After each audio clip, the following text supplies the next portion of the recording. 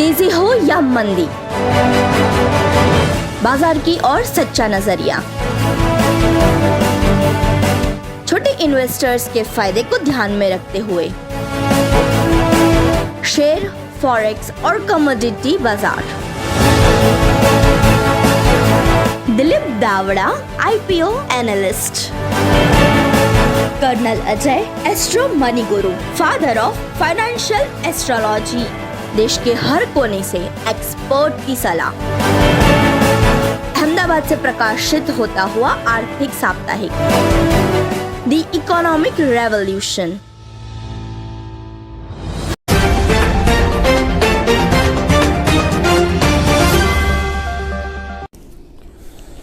नमस्कार दोस्तों, मैं कर्नल अजय, CEO अजय एस्ट्रोमनीगुरु.com एवं first global astro finance digital channel Ajay astro money गुरु से आपसे मुखातिब होता हूं। आज 2 जुलाई 2021 फ्राइडे।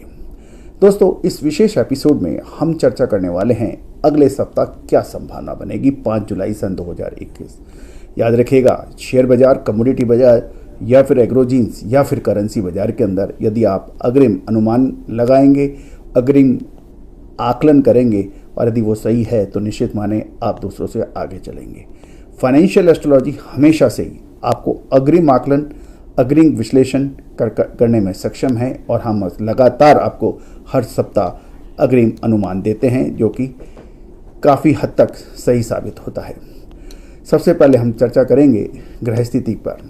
यदि हम ग्रह स्थिति पर नज़र डालें तो देवगुरु बृहस्पति कुंभ राशि के अंदर हैं और चंद्रमा, बुध और राहु वो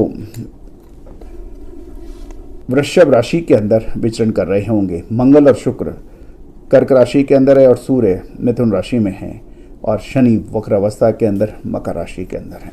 ये सब ग्रह सहयोग क्या इंडिकेट करते हैं?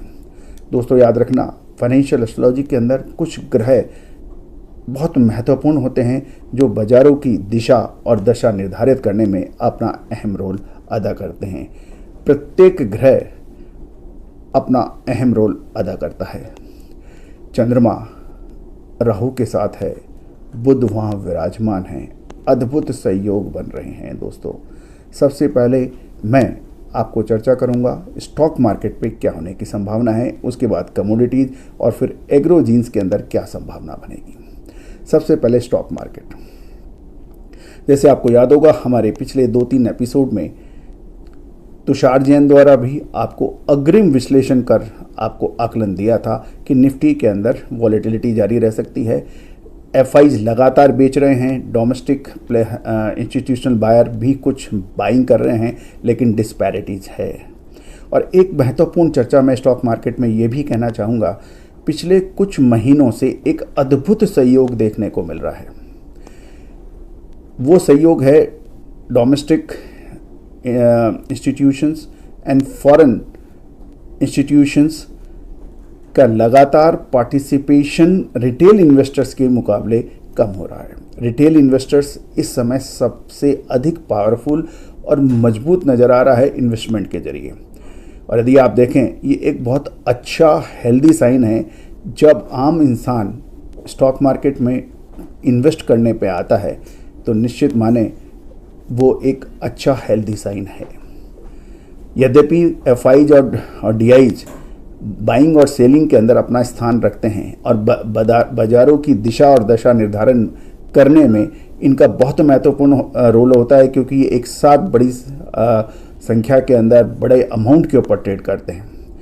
एफआईज 1245 करोड़ का इन्होंने मूवमेंट किया है, डीआईज ने लगभग 800-850 करोड़ का मूवमेंट किया है, लेकिन डिस्पैरिटीज हैं। मैं एक और आपसे चर्चा करना चाहूँगा, वो दिन बहुत ज़्यादा दूर नहीं है। हमारा भारतीय बाजार ना एफआईज पे डिपेंड करेगा, ना डीआईज की मूवमेंट पे डिपेंड करेगा। यहाँ का रिटेल इन्वेस्टर धीरे धीरे इतना मजबूत, इतना ताकतवर और इतना समझदार होगा कि बाजारों की दिशा और दशा आप और हम डिसाइड करेंगे, एफआईज और डीआईज नहीं। देखिए, अब क्या संभावनाएं बनती हैं अगले सप्ताह। 5 जुलाई सन 2021 महत्वपूर्ण सप्ताह होगा। मेटल स्टॉक पे नज़र रखिए, फर्टिलाइजर स्टॉक्स पे नज़र रखिए, फार्मा स्टॉक्स के ऊपर नज़र रखिए। इसके अतिरिक्त मेटल स्टॉक्स के अंदर भी सरकारी क्षेत्र की कंपनियों पे भी नज़र रख सकते हैं। मेटल, फर्टिलाइज़र, शुगर और पावर स्टॉक्स के ऊपर आप नज़र रखेंगे तो मुझे लगता है कि आप जीत जाएंगे, आप लाभ कमाने की स्थिति में हो सकते हैं। हम नज़र रखेंगे हिंदुस्तान कॉपर, सरकारी क्षेत्र की सबसे बड़ी कॉपर की कंपनी। हम नज़र रखेंगे वेदांता के ऊपर, ग्लोबल प्लेयर है मेटल के अंदर, इसको आप इग्नोर नहीं कर सकते। हिंदुस्तान जिंक पे भी नज़र रखेंगे, बहुत महत्वपूर्ण कंपनी है और सिल्वर का स्मेल्टर भी इसके पास होता है। हम नज़र रखेंगे ग्लोबल जॉइंट फाइजर पर। फाइजर के बारे में मुझे बहुत ज़्यादा बात करने की ज़रूरत नहीं है। आपको याद होगा फाइजर वो कंपनी है जिसने सबसे पहले कोविड-19 की वैक्सीनेशन की शुभ समाचार दिए थे। इसकी अग्रिम आकलन हमने भी किया था। हमने आपको बताया था कि पेंडेमिक की वैक्सीन कब तक आ जाएगी और कौन सी कंपनी होगी जो सबसे पहले शुभ समाचार देगी। इसका भी हमने आपको अग्रिम आकलन किया था। फर्टिलाइज़र स्टॉक्स में चंबल फर्टिलाइज़र पे नज़र रखनी उचित रहेगी, नेशनल फर्टिलाइज़र पे नज़र रखनी बहुत ज़रूरी है। इनके ऊपर आप नज़र रखें तो मुझे लगता है कि अगले सप्ताह के अंदर आप लाभ कमाने की स्थिति में रहेंगे। ये थे शेयर बाजार का आकलन। अब हम चर्चा करेंगे कमोडिटी बाजार पर क्या संभावना है।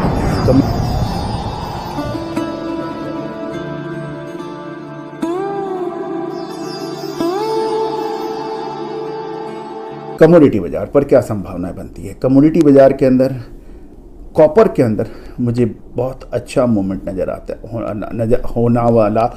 आ सकता है। कॉपर बेस मेटल का राजा कहलाता है। कॉपर के अंदर मुझे सरप्राइज बिल्कुल नहीं होगा ये 740 और 750 का स्तर आप MCX पर देखें। मैं रिपीट कर रहा हूँ, 740 से 750 का स्तर आप MCX पर अगले सप्ताह संभवतः देखेंगे। ये संभावनाएं हैं।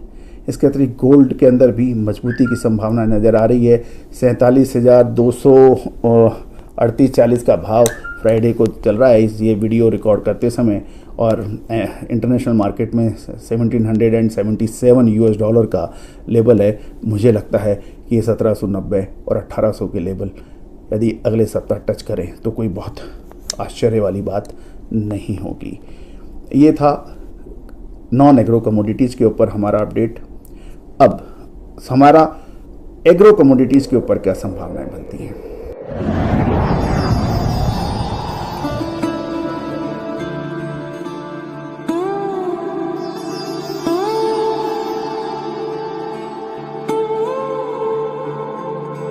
एग्रो कमोडिटीज़ के अंदर राइस, शुगर, इनके अंदर तेज़ी की संभावनाएं बनती हैं।